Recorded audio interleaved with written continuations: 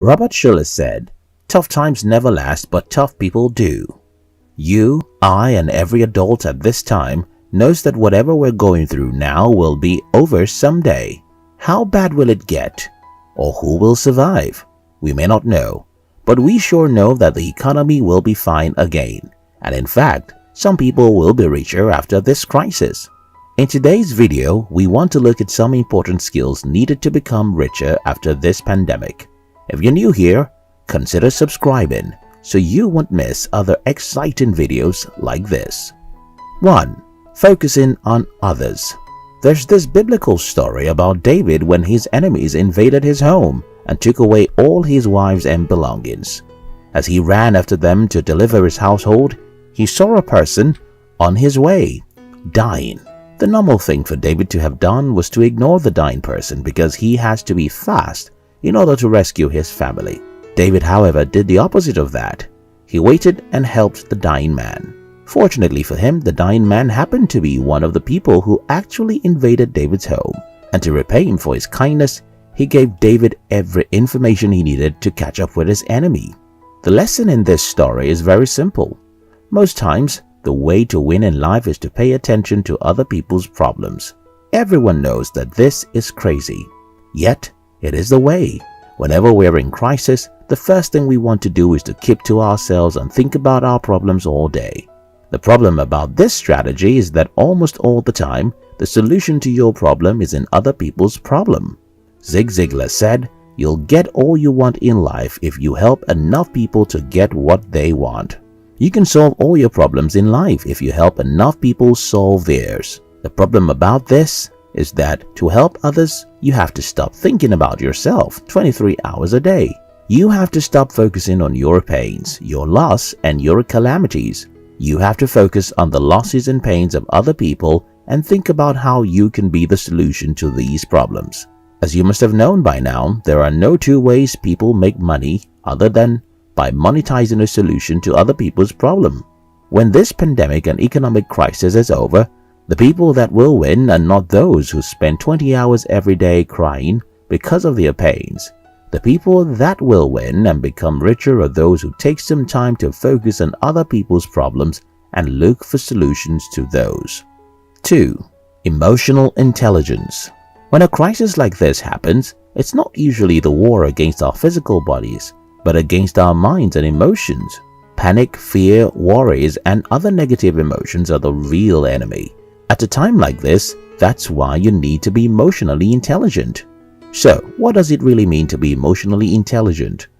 Well, the war is on, and the TV screens are filled with images and news that will make even the bravest among us fear. But if you can take some time out to calm down and say to yourself, "This will be over and I will be better," then you can control all the negativity around you. 3. Moving with your cheese. Spencer Johnson published a simple book on September 8, 1998. It's titled, "Who Moved My Cheese?" Who Moved My Cheese is a book about change, and the message in the book is simple.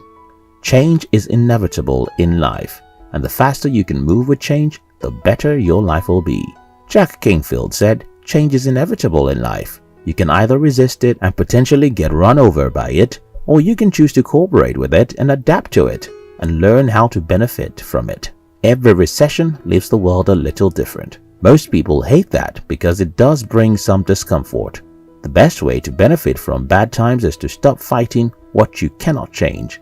Instead, be willing to move with your cheese, adapt with change, and pay attention to the next door that the change may leave open. 4. Creativity. Oxford Dictionary defines creativity as the use of imagination or original ideas to create something. Creativity is the act of creating a new solution to an old problem. Creativity is the act of generating a new solution to a problem. As the world changes, new problems emerge, and only those who are creative can attempt to solve those problems. Now than ever before, thinking outside the box is very important. To survive and prosper in the new economy, you have to be willing to mix 3 different colors to make a new one. 5. Daring spirit. A few days ago, a friend called me to let me know that he lost his job. While discussing with him, I made him realize that what he needs in the next phase of his life is the courage to face his fear and determinedly fight for his financial freedom. The problem with this advice is that, well, that's the least thing anyone wants to do right after they experience something like a job loss. In fact, what most people would want to do right now is to look for a quick way to make money, like get-rich-quick schemes. The problem with such a tactic is that it only makes your situation worse. If there's ever a time when courage is needed, it's right now, because some of us are going to face some difficult challenges, and the only way to get through them is to be very tough. Remember what Robert Schuler said, "Tough times never last, but tough people do." We need to be tough to believe that we can fight through this. We need to be tough to start all over again. We need to be tough to be creative and take new risks. We have to be tough if we want to win. Here is the summary of this video. Take some time to pay attention to other people's problems and seek a solution to those problems. Be emotionally intelligent. Fight hard to control your negative emotions. This is the time to be more creative. This is the time to embrace change and move with it. This is the time to be more courageous. Thanks for watching. We love you.